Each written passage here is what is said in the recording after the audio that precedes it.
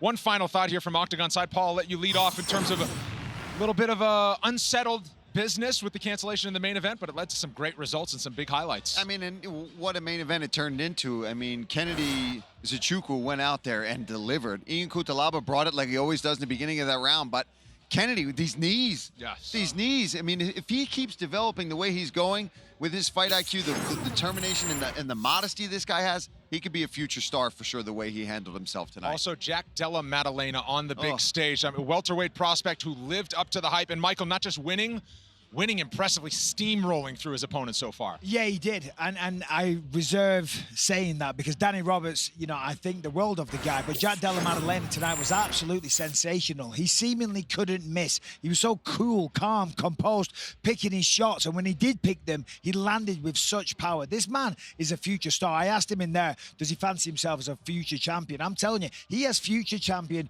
written all over him. If the grappling can catch up to the hands, I'm telling you, this kid is unstoppable.